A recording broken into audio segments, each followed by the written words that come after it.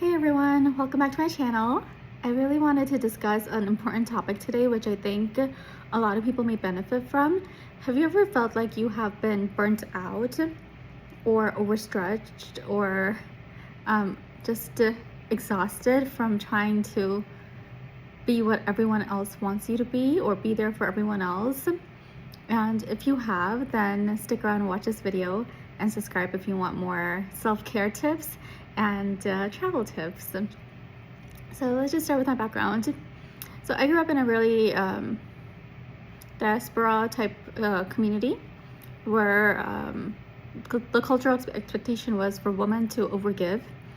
And as a result, I have been extremely empathetic my whole life. And if you are an empath, you know that empathy without boundaries is self-destruction and self-abandonment. And it leads to a lot of health issues, which I have faced.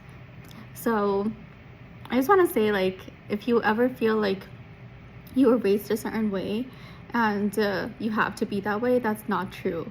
You have to reparent yourself oftentimes in adulthood, which is a sad reality, and it's the truth. So I wanted to share my experience. So I started solo traveling many years ago. It's probably been, I don't know how many, probably 15 some years. And over the years, I have learned a lot.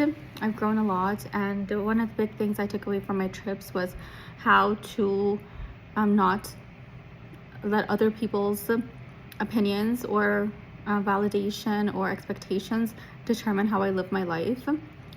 As in, don't follow status quo, but set your own path, be a trailblazer. And listen to people who inspire you and whose journey you want to copy or be like, but don't listen to people who have never been in your shoes and never aspire to be in your shoes and never care to be in your shoes. Okay, so with that being said, I don't know what that is.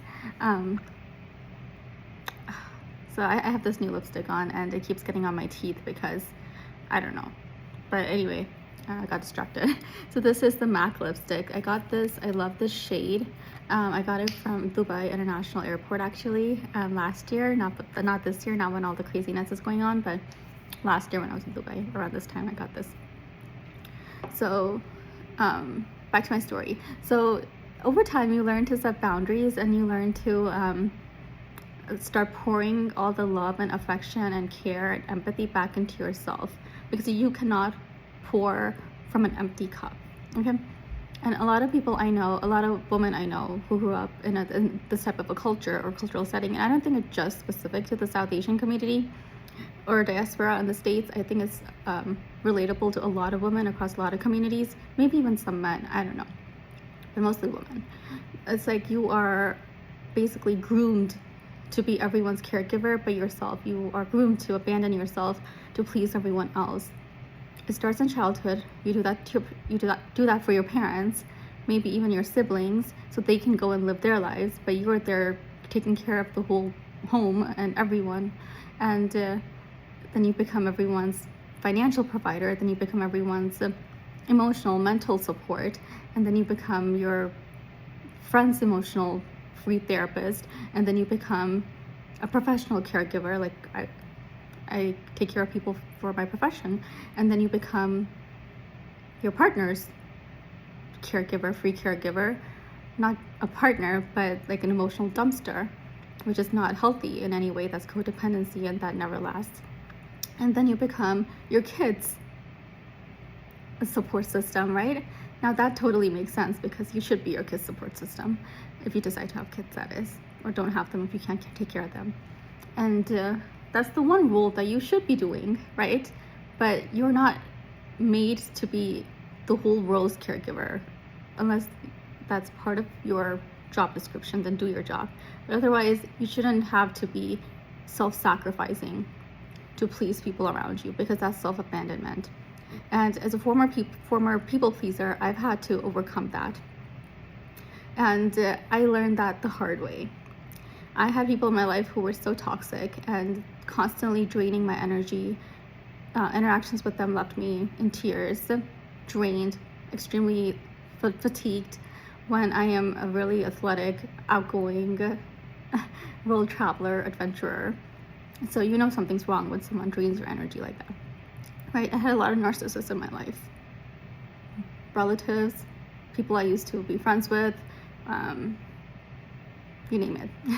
And unfortunately, those relationships are very unhealthy and they cause a lot of damage in the long run. So you have to learn to identify these patterns early on. And that's why I'm making this video. Okay, I wouldn't be making this video if I didn't have something of value to share. Usually my videos are travel related. And so when I started solo traveling, I met the most amazing people around the world who would selflessly take care of me or help me as a solo female traveler. And then I realized, why are people back home, some of them, not all of them, but why are people back home being so selfish? Because before I didn't see that pattern, because that's all I was surrounded by. But when I traveled the world, 39 countries, okay, keep in mind that I met people from probably hundreds of countries, and I became friends with people from hundreds of countries. And that's where I learned that, okay, so how I was being treated was not healthy by people back home, or people I used to call my own. And that's where I learned that, wow, I was raised to be such a people pleaser and self-sacrificing and self-abandoning to the point that I was everyone's go-to person, caregiver. But when I was in my time of need, when I was super sick, not just for like a day or a week, I was super sick for years. And I was even in financial trouble for a while because I was so sick and unable to work as much. And I was also, there were times I was in a lot of trauma. My life was in danger, essentially, and the people I thought would show up for me, pin drop silence. No one did. No one, except for maybe a couple people who somehow maybe asked me how I was doing or if I needed help or showed up. But I was alone. And when you go through something like that, it teaches you that you cannot self-abandon anymore. You cannot be a people pleaser. And oftentimes people pleasing is rooted in a survival mechanism because, again, women are oftentimes groomed and raised to be that way. So I learned healthy boundaries. Now, getting to the part of setting boundaries. You probably had boundaries your whole life, right? Like, think about it as a child. If you were riding your bicycle and some other kid tried to take your bike from you, would you allow them to? No, right? Unless it was like a good friend who wanted to borrow your bike, and that too respectfully. Otherwise you would say no. So then why is it that as adults we stop setting boundaries? Because you have to have healthy boundaries to take care of yourself, and your boundaries don't have to make sense to anyone but yourself at the end of the day, because other people are not living with the consequences that you have to face. So one of the big things I learned was, if someone can disrespect me once, they're going to try to disrespect me again. If I call out that bad behavior and a change is not made, then that is going to continue, and that's a pattern I have seen in many toxic narcissistic people in my life.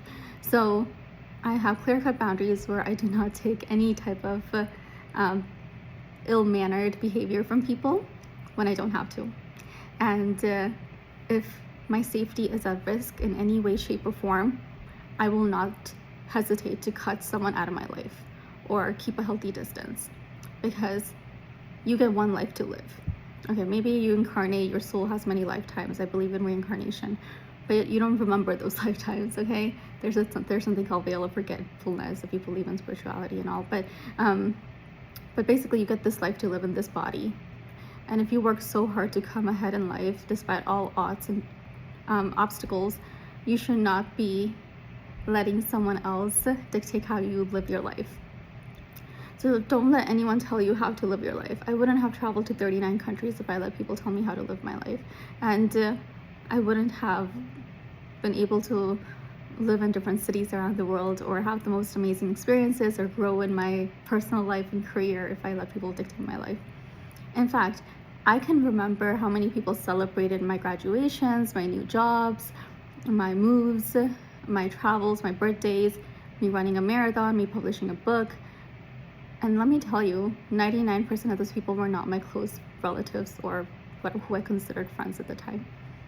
So another boundary was, if people cannot celebrate your wins and be there for you, they do not deserve access or front row seat to your life. Okay, because when people are happy and genuinely secure within themselves, they will not be envious and jealous of your wins. They will be inspired by them and learning from them. So it's okay. It's okay. You do not have to befriend everyone on this planet. You shouldn't, in fact. It's one thing to be kind, respectful, and it's another thing to literally sacrifice yourself to please people who have genuinely hurt you, bullied you, disrespected you, undermined you, been envious of you, and abandoned you when you needed them the most, yet expect you to show up for them like a free therapist, or free healthcare aid, or I don't know, free financial support, free moral support, free physical support of some sort. That's never acceptable. Have boundaries. Your self-respect should be always greater than your need for approval. When you validate yourself from within, when you glow with healthy self-love, you will realize the only validation you need is from yourself, not even from your parents. Anyway, that's my little TED Talk. Thanks for watching. I hope my video helped you, and always remember, empathy without boundaries is self-destruction. So to all my empaths out there, keep being your bright, happy, loving selves. Keep sharing your light to the world. Keep traveling the world when it's safe, only when it's safe, and no, don't become the negative person like the people that have those qualities. Stay authentic and true to your beautiful soul and nature, but remember to have boundaries and keep people out. Think of it as like your home, right? You wouldn't just let anyone in your home. Then why would you let just anyone on your phone call, or in your mental peace, or in your inner circle? Keep that in mind. It's better to be alone or with few genuinely kind souls than it is to be in a room full of people that will put you down and disrespect you and hurt you, whether it's physically, emotionally, mentally. You gotta have boundaries, people. Gotta have boundaries. Anyway, thanks for watching. If you like the content, subscribe. But if not, I hope this video helps someone in some way, shape, or form. And again, remember, just because you were born with a lot of divine qualities, angelic qualities, you want to go and help and save the world. Like, I volunteered around the world, which is such an amazing thing. That does not mean you can just let anyone and everyone walk over you and have access to your life over and over again just because they think that it's okay to show up years later or whatever it may be. That's never okay. Never. Disrespect once is permanent removal from my inner circle. Now, they can go and live their happy life somewhere else. Doesn't mean I wish ill for them. It just means that I choose not to be around people that cause me harm in any way, shape, or form, because I love myself so much. And it always shows how much someone loves themselves by how quick they are to cut people off who try to violate their boundaries and disrespect them or gaslight them when they try to say this is unacceptable, and the other person laughs it off. So I'm sure this has happened to you or someone you know, right? Someone makes a joke. You say, hey, this is not funny. Don't talk to me like that. You're setting a boundary. Emotionally healthy and respectful, well-mannered person would be like, okay, I'm sorry. I will not joke like that again with you. An unhealthy, insecure, bully type of narcissistic person who you should not consider your relative or friend in any way, just to keep your distance, would be like either silence, keep making same harmful jokes, or what they call jokes, which are not really jokes, or backhanded compliments is the other name for it, I guess, or somehow turn it back into, why are you so sensitive? And that's the thing with empaths. Our empaths are sensitive because we have actual souls and hearts that care, and we wouldn't treat other people like junk the way other people think it's okay to treat us. So that's where you set your boundaries and you keep your distance from people who act like that, because they have no right to your life. No right. It doesn't matter how much blood you share, ancestral line or whatever. It doesn't matter how much history you share, how long you've known that person. But once a line of disrespect has been crossed, no more. You are not allowed to cross someone's boundaries and expect front row access to their life and their compassion again. And narcissists will test this. And that's why empaths have to remember to surround themselves with other empaths, because givers and beautiful, genuine, caring souls can only be around beautiful, genuine, caring souls and other empaths.